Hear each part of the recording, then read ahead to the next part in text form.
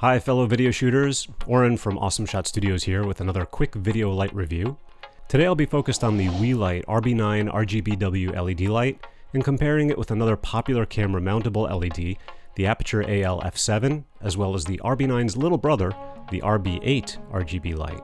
For full disclosure, Weeylite has provided this light to me for review, but the opinions I present are my own and they will not be reviewing this video prior to my posting. Let's start with the packaging and contents. The box contains the light, a tabletop tripod, adjustable swivel tilt clamp, USB-C charging cable, cold shoe adapter, silicone diffusion panel, and a soft bag. The RB9 sports an all-aluminum design with a brushed back and a 1.5-inch diagonal OLED display.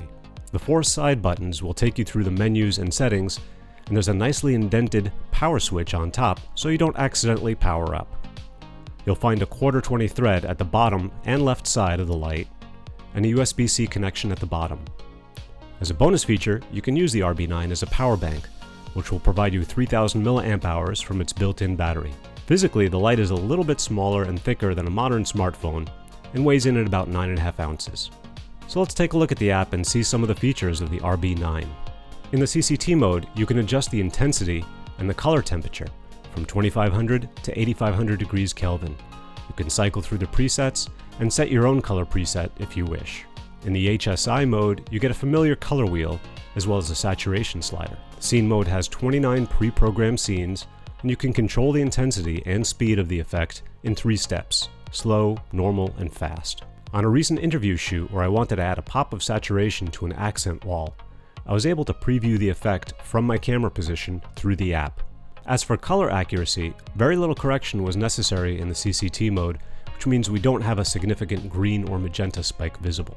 So how does this light compare to its little sibling and the larger Aperture F7? As you can see, the RB9 falls nicely between the RB8 and the Aperture F7.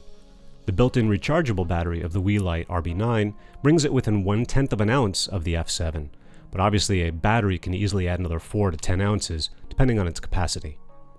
Speaking of capacity, I ran a test of the RB9 running full power, and I got an hour and 47 minutes before it shut down. Recharge time was roughly double the discharge time at 3 hours and 40 minutes. Now, what kind of power should you expect from this light? Let's run another comparison.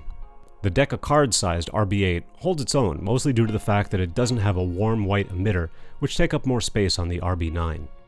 The F7 is optimized to be brightest at 5600 degrees Kelvin and has a narrower 45-degree beam angle, so it easily bests the Weeylites in daylight balance power, but it also draws more power at 15 watts and lacks an RGB functionality, so it's a different class of light, although these are all suitable for on-camera use owing to their portability. In my opinion, this would make a great travel and vlogging light, owing to the fact that it has a wide beam spread, isn't harsh on the eyes, especially with the included diffuser, has decent power at short range, and can double as a portable charger when you're looking to conserve weight. I've also used this for events where I wanted a lightweight on-camera light to add just a twinkle to the eyes and fill in the shadows from overhead or less flattering sources. The RGB functionality and included special effects could be of use to the indie filmmaker, although I prefer to have a little more granular control and some additional randomness added to certain effects that shouldn't be so predictable, like lightning or bad bulb. When you bring the light in closer to your talent and use a larger piece of diffusion, you can actually get a nice key light out of it, which is how I'm using it right now.